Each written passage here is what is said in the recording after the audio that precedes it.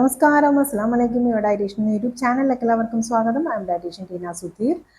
ഇന്ന് ഞാൻ സംസാരിക്കാൻ പോകുന്നത് ഈ ടൈം ഒരുപാട് ഫീവർ കണ്ടീഷൻസ് വരുന്നുണ്ട്. ഈ മഴ അങ്ങോട്ട് ആയി കഴിഞ്ഞു കഴിഞ്ഞാൽ പിന്നെ പനിയുടെ ഒരു സീസണാണ്. ഹോസ്പിറ്റൽസിലൊക്കെ ശരിക്കും പറഞ്ഞാൽ സ്ഥലം കൂടെ ഉണ്ടാവില്ല പനിക്കാരെ കൊണ്ട്. മെയിനായിട്ട് ഇപ്പോൾ കണ്ടുവരുന്ന പനി എന്ന് വെച്ചാൽ ഡെങ്കു ഫീവർ നന്നായിട്ടുണ്ട്. ബാക്കി എല്ലാ തരം പനികളും, വൈറൽ ഫീവർ ഉണ്ട്, അല്ലാതെ എലിപ്പനി വരുന്നുണ്ട്. ഇങ്ങനെ ഒരുപാട് വെറൈറ്റീസ് ഓഫ് പനികൾ ഇപ്പോൾ വരുന്നുണ്ട്. അപ്പോൾ ഈ സമയത്തെന്ന് പറഞ്ഞാൽ നിങ്ങൾ മെഡിസിൻസ് കറക്റ്റായിട്ട് എടുക്കുക. അതുപോലെ തന്നെ ഹൈജീൻ വളരെയധികം ഇമ്പോർട്ടൻ്റ് ആയിട്ടുള്ളൊരു കാര്യമാണ്. എപ്പോഴും ഹൈജീനിക് ആയിട്ട് ഇരിക്കുക. അതുപോലെ തന്നെ തണുത്ത ആഹാര സാധനങ്ങളും തണുത്ത പാനീയങ്ങളും ഒന്നും കുടിക്കാതിരിക്കാം. ചെറിയ ചൂടോടെ വേണം വെള്ളമൊക്കെ യൂസ് ചെയ്യാനായിട്ട്. ഇങ്ങനെയുള്ള കാര്യങ്ങൾ കുറേ ശ്രദ്ധിക്കാം. അതുകൂടാതെ ഇനി പനി വന്നു പോയി കഴിഞ്ഞാൽ എന്താ ചെയ്യേണ്ടത്? ഡയറ്റ് എല്ലാ അസുഖത്തിനും ഇമ്പോർട്ടൻ്റ് ആയിട്ടുള്ളൊരു കാര്യമാണ്. നിങ്ങൾ അതിനെ ഒരിക്കലും ഒഴിവാക്കാൻ നോക്കരുത്. കാരണം ഡയറ്റ് എന്തിനാണ് എടുക്കുന്നത്? മെഡിസിൻസ് മാത്രം എടുത്താൽ മതിയല്ലോ എന്നുള്ള ഒരു ചിന്തയൊന്നും വേണ്ട.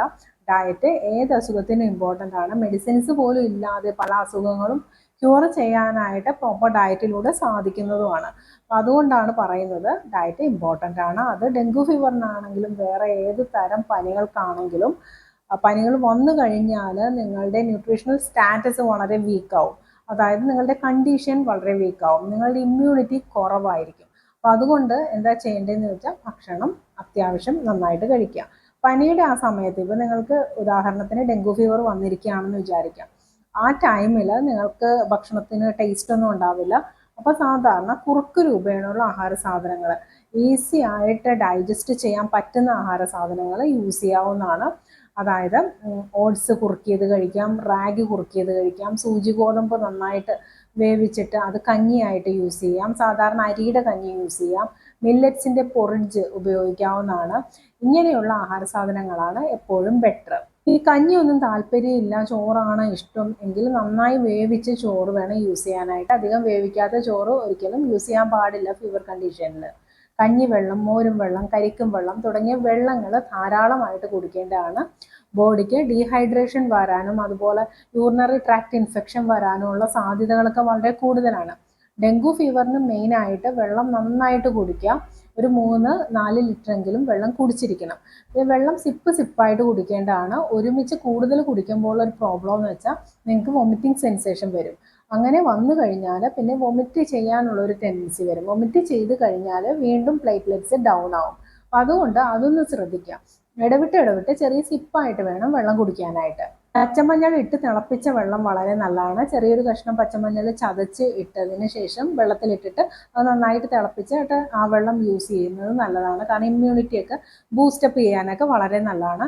രാവിലെ തന്നെ കരിഞ്ജീരകം ഇട്ട് തിളപ്പിച്ച വെള്ളം, അല്ലെങ്കിൽ കരിഞ്ജീരകവും പച്ചമഞ്ഞളും കൂടെ ഇട്ട് തിളപ്പിച്ച വെള്ളവും ഏറ്റവും ബെറ്ററാണ് ഇമ്മ്യൂണിറ്റി ബൂസ്റ്റ് ചെയ്യാനായിട്ട്. ഡെങ്കു ഫീവറിന് ഫ്രൂട്ട്സ് നന്നായിട്ട് കഴിക്കണം. എല്ലാ ഫീവറിനും ഫ്രൂട്ട്സ് നല്ലതാണ് കേട്ടോ. പക്ഷേ ഡെങ്കു ഫീവറിന് പ്രത്യേകിച്ച് പപ്പായ, അതുപോലെ കിവി, അനാറ് തുടങ്ങിയ ഫ്രൂട്ട്സ് ഇൻക്ലൂഡ് ചെയ്യാവുന്നതാണ്. പപ്പായ എന്ന് പറയുമ്പോൾ ഒരുപാട് പഴുത്ത പപ്പായ അത്ര നല്ലതല്ല. നമ്മുടെ വീട്ടിലുണ്ടാവുന്ന പപ്പായയാണ് എപ്പോഴും ബെറ്റർ. അതുപോലെ ചെനച്ച പപ്പായയില്ലേ, ഒരു യെല്ലോ കളർ ആകുമ്പോൾ ഉള്ള പപ്പായ യൂസ് ചെയ്യുന്നതായിരിക്കും ബെറ്റർ. അതുപോലെ കിവി നിങ്ങൾക്ക് ഉപയോഗിക്കാം, അനാറും ഏറ്റവും ബെറ്ററാണ്. ഇതൊക്കെ ഫ്രൂട്ടായിട്ട് തന്നെ കഴിക്കാനായിട്ട് നോക്കുക. അപ്പോൾ അനാറിൻ്റെ ജ്യൂസിനെക്കാട്ടി നല്ലത് അനാറ് അഥവാ മാതളം ഉദ്ദേശിച്ചത് കേട്ടോ. മാതളം അങ്ങനെ തന്നെ ഉപയോഗിക്കുന്നതാണ് നല്ലത്. ജ്യൂസ് അടിച്ച് ഉപയോഗിക്കുമ്പോൾ അതിൻ്റെ ഫൈബർ കണ്ടന്റ് ഒക്കെ നഷ്ടമാവും. ഇത് മാത്രമല്ല, നിങ്ങൾക്ക് ഇഷ്ടമുള്ള ഏത് ഫ്രൂട്ട്സ് വേണമെങ്കിലും യൂസ് ചെയ്യാം. ഇട സമയത്തൊക്കെ നേന്ത്രപ്പഴം പുഴുങ്ങിയതൊക്കെ ഉപയോഗിക്കാം, വളരെ നല്ലതാണ്. ഡൈജഷനും നല്ലതാണ്, നമ്മുടെ വയറിനൊക്കെ ഒരുപാട് നല്ലതായിരിക്കും അത്.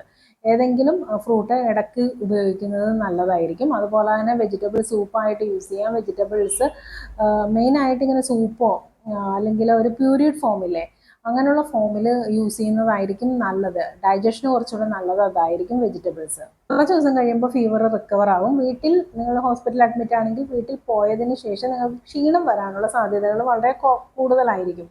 നിങ്ങൾ ഹോസ്പിറ്റലിൽ ആകുന്ന സമയത്ത് അവർ ട്രിപ്പൊക്കെ ഇടും. അപ്പോൾ അങ്ങനെ ഉള്ളപ്പോൾ നിങ്ങൾക്ക് ക്ഷീണം വളരെ കുറച്ച് ഫീൽ ചെയ്യുള്ളൂ. പക്ഷെ വീട്ടിൽ പോയിട്ട് ഫുഡ് ഹാബിറ്റ് പിന്നെയും വേഴ്സൺ ആയി കഴിഞ്ഞാൽ ഇമ്മ്യൂണിറ്റി വീണ്ടും കുറയാനും വീണ്ടും അസുഖങ്ങൾ പിടിപെടാനുള്ള സാധ്യതകൾ വളരെ കൂടുതലാണ്. അപ്പോൾ എന്താ ചെയ്യേണ്ടതെന്ന് വെച്ചാൽ വീട്ടിൽ പോയതിന് ശേഷം കറക്റ്റായിട്ട് ഭക്ഷണത്തിൽ ശ്രദ്ധിക്കാം. ചോറൊക്കെ ആണെങ്കിലും ചോറ്, കഞ്ഞി എന്ത് യൂസ് ചെയ്യുകയാണെങ്കിലും ചെറിയ ചൂടോടെ ഉപയോഗിക്കാനായിട്ട് ശ്രദ്ധിക്കുക. ഫ്രിഡ്ജിൽ വെച്ച് റീഹീറ്റ് ചെയ്യുന്ന ആ ഒരു പ്രവണത ഒഴിവാക്കിയാലും നല്ലതായിരിക്കും. അതുപോലെ തന്നെ ഫ്രിഡ്ജിൽ വെച്ച് തണുത്ത വെള്ളങ്ങൾ, അതുപോലെ കോളകൾ, പെപ്സി കോള, ഇങ്ങനെയുള്ള സോഫ്റ്റ് ഡ്രിങ്ക്സ്, ഇതൊക്കെ കംപ്ലീറ്റ് ആയിട്ട് അവോയ്ഡ് ചെയ്യുക. ബ്രെഡൊക്കെ നമുക്ക് തീരെ ഭക്ഷണം ആവശ്യമില്ലാത്തൊരു കണ്ടീഷൻ വരുമല്ലോ, ആ ടൈമിൽ വേണമെങ്കിൽ ബ്രെഡോ ബണ്ണോ ഒക്കെ യൂസ് ചെയ്യാം. അല്ലാതെ ഫീവറൊക്കെ റിക്കവർ ആയി കഴിഞ്ഞതിന് ശേഷം ഇതൊന്നും അധികം ഉപയോഗിക്കേണ്ട. മൈദയുടെ സാധനങ്ങളായതുകൊണ്ട് അസിഡിറ്റി വരാനുള്ള ചാൻസസ് വളരെ കൂടുതലാണ്. രാത്രിത്തെ ഭക്ഷണം 8 മണിക്ക് മുമ്പെങ്കിലും ആക്കുവാനായിട്ട് ശ്രദ്ധിക്കാം. ഒരുപാട് ലേറ്റ് ആക്കരുത്, അത് പ്രത്യേകം ശ്രദ്ധിക്കേണ്ട ഒരു കാര്യമാണ്. മെയിനായിട്ട് ഞാൻ നേരത്തെ പറഞ്ഞ പോലെ വെള്ളം നന്നായിട്ട് കുടിക്കുക, ഇടവിട്ട് കുടിക്കുക. വെള്ളം എന്ന് പറയുമ്പോൾ പ്ലെയിൻ വാട്ടർ മാത്രമല്ല കേട്ടോ, മോരും വെള്ളം, നാരങ്ങ വെള്ളം, ജ്യൂസുകളൊക്കെ, സൂപ്പുകൾ, ഇതൊക്കെ അതിൽ പെടും. നിങ്ങളുടെ വീട്ടിലൊക്കെ വെള്ളം കെട്ടിക്കിടക്കുന്ന ഒരവസരം ഉണ്ടെങ്കിൽ, കാരണം ഇപ്പോൾ നമ്മൾ ചെടികളൊക്കെ, പ്ലാന്റ് ഒക്കെ എപ്പോഴും വെള്ളത്തിൽ വെക്കാറുണ്ടല്ലോ, മണി പ്ലാന്റ് പോലെയുള്ള ചെടികളൊക്കെ, അങ്ങനെ ഉണ്ടെങ്കിൽ വെള്ളമൊക്കെ ഡിസ്കാർഡ് ചെയ്യാം. ഈ ഒരു ടൈമിലെങ്കിലും അങ്ങനെയുള്ള പ്രവണതകളൊക്കെ ഒഴിവാക്കുന്നത് വളരെ നല്ലതായിരിക്കും. വെറുതെ ചിരട്ടയൊക്കെ പുറത്ത് കിടക്കുകയാണെങ്കിൽ, നമ്മൾ മിക്കവാറും മഴക്കാലത്ത് കണ്ടിട്ടുണ്ട് അതിൽ വെള്ളം ഇങ്ങനെ നിറഞ്ഞു നിൽക്കുന്നത്, അതൊക്കെ എപ്പോഴും ഡിസ്കാർഡ് ചെയ്യുക. വീടും പരിസരമൊക്കെ വൃത്തിയായിട്ട് സൂക്ഷിക്കുക. അപ്പോൾ തന്നെ ഇതുപോലെയുള്ള അസുഖങ്ങൾ വരാതിരിക്കാനുള്ള ചാൻസസ് കൂടുതലായിരിക്കും. നിങ്ങൾ ഇതൊക്കെ വരാതിരിക്കാനായിട്ട് നോക്കുക. വന്നു കഴിഞ്ഞു കഴിഞ്ഞാൽ പിന്നെ അതിനനുസരിച്ച് ട്രീറ്റ്മെൻറ്റിനും കാര്യമൊക്കെ പോകുന്നതിന് കാട്ടിയും നല്ലത് ഇതൊക്കെ വരാതിരിക്കാനായിട്ട് സൂക്ഷിക്കേണ്ടതാണ്. ഇപ്പോൾ ഹോസ്പിറ്റലോ ബാക്കിയുള്ള സ്ഥലങ്ങളൊക്കെ നിങ്ങൾ സന്ദർശിക്കുകയാണെങ്കിലും മാസ്ക് കമ്പൽസറി ആയിട്ട് വിയർ ചെയ്യേണ്ടതാണ്. എപ്പോഴും ഹാൻഡ് ഹൈജീൻ ഇമ്പോർട്ടൻ്റ് ആണ്. കൈ എപ്പോഴും സോപ്പ് ആൻഡ് വാട്ടർ ഉപയോഗിച്ചിട്ട് നന്നായിട്ട് വാഷ് ചെയ്യുക. പേഴ്സണൽ ഹൈജീനും വളരെ ഇമ്പോർട്ടൻ്റ് ആയിട്ടുള്ള ഒരു കാര്യമാണ്. അപ്പോൾ ഇത്രയും കാര്യങ്ങളൊക്കെ മെയിനായിട്ട് നിങ്ങൾ നോക്കിയാൽ മതിയാവും. അപ്പോൾ ആർക്കും ഫീവറൊന്നും വരാതെ എല്ലാവരുടെയും ഹെൽത്ത് ഓക്കെ ആയിട്ട് ഇരിക്കട്ടെ എന്ന് പ്രാർത്ഥിക്കുകയാണ്. ഇന്നത്തെ എൻ്റെ വീഡിയോ എല്ലാവർക്കും ഇഷ്ടമായെന്ന് കരുതുന്നു. ഇഷ്ടമായെങ്കിൽ ലൈക്ക് ചെയ്യുക, ഷെയർ ചെയ്യുക, എൻ്റെ ചാനൽ സബ്സ്ക്രൈബ് ചെയ്യാൻ മറക്കരുത്. നന്ദി, നമസ്കാരം.